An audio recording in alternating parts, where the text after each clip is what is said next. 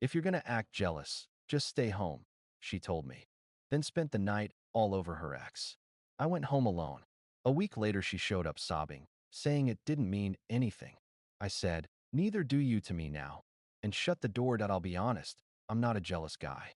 I don't dig through phones, I don't police outfits, I don't interrogate anyone about who they talk to.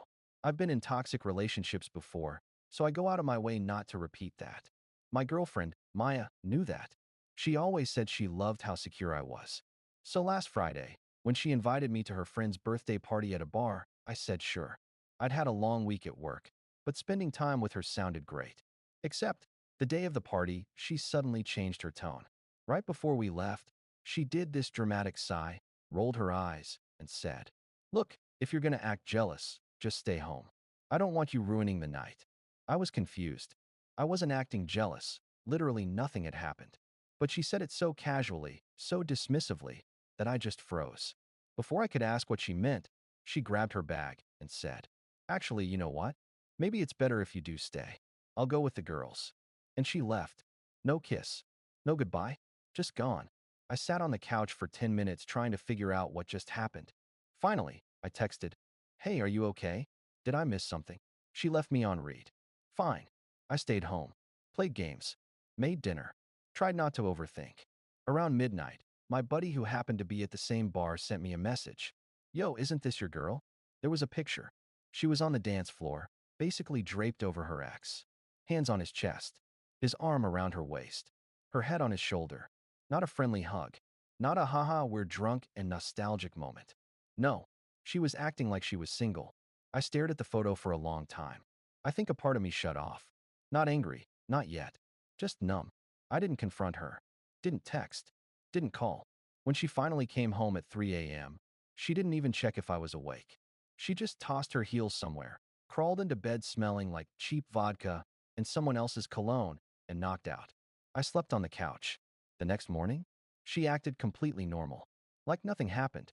Like she hadn't shoved me away, gone out alone, and spent the night all over the one guy she knew would hurt me the most. And for the first time in our relationship, I realized, if she could disrespect me this easily once, she'd do it again. When Maya finally woke up around 11 a.m., she walked into the kitchen like she hadn't detonated our relationship the night before.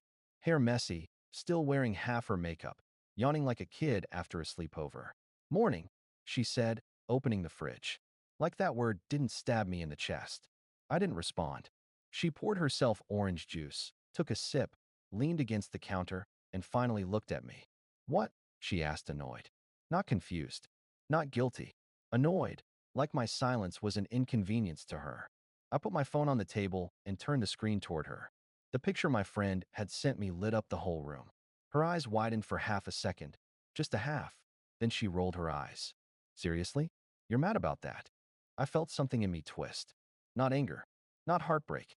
Just disgust. I said, "You told me not to come because I'd act jealous.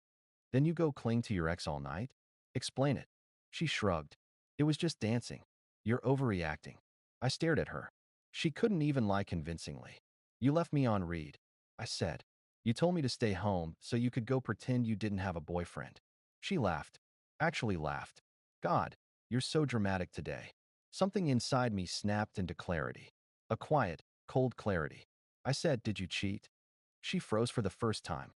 Then she said the classic line. "Define cheating." That was all I needed. I stood up, grabbed my keys, and headed for the door. "Where are you going?" she demanded. I said, "Somewhere you're not." And I left. She blew up my phone the entire afternoon.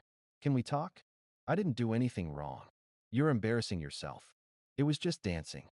"Are you seriously this insecure? Answer me. Why aren't you answering?" And then finally, at 7 p.m., "Fine. I'm sorry. Can you come home?" That was the moment I realized she wasn't apologizing because she felt guilty. She was apologizing because she was losing control. And I wasn't planning on giving it back. Update that I didn't hear from Maya for a few days after that.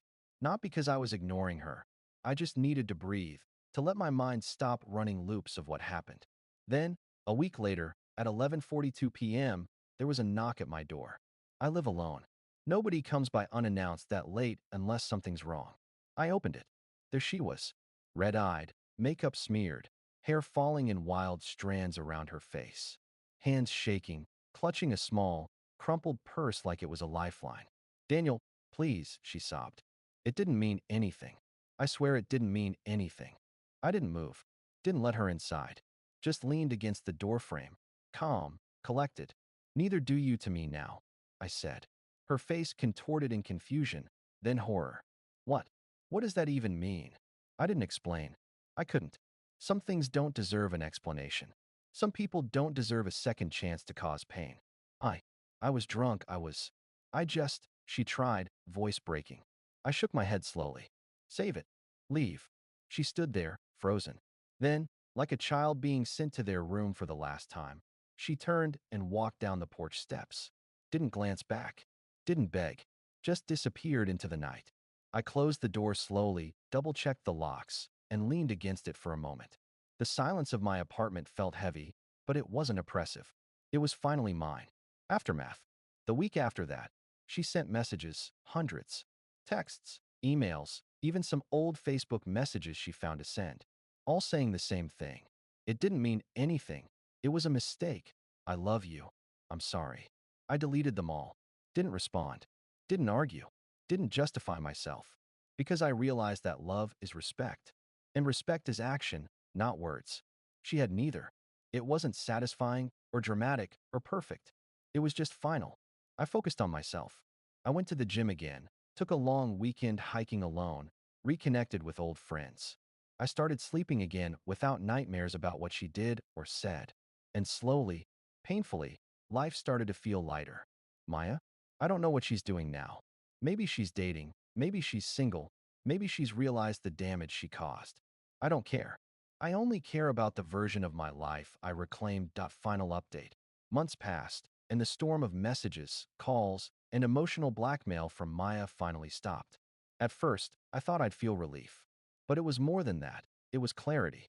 Not just about her, but about myself.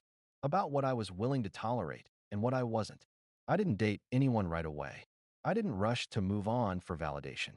Instead, I rebuilt the small pieces of life that had gotten neglected while I tried to maintain a relationship that was never equal. I started cooking again, bought a bicycle, and spent weekends hiking instead of obsessing over who she was seeing or what she was posting online. The friends I drifted from slowly came back into my life. I realized how many people had quietly noticed the strain in my relationship but never said anything. They celebrated my calm, not my drama, and that felt like a gift. Maya eventually reached out again, a few months later. She tried to apologize, to explain herself, to rewrite history. But I didn't respond. Not because I was cruel, but because some bridges are better left uncrossed. Some people's lessons are theirs to learn alone. Life moved on. Quietly. I still feel the echo of betrayal from that night, but it doesn't hurt the way it once did. It's a reminder, not of her, not of what she did, but of what I chose, to value myself over chaos, respect over drama, and freedom over compromise that wasn't mutual. The final lesson: some people aren't meant to stay in your life, and sometimes the bravest thing you can do is step back, shut the door, and let them learn the hard way. And for the first time in a long time, my nights are mine. Peaceful, uninterrupted, and fully my own.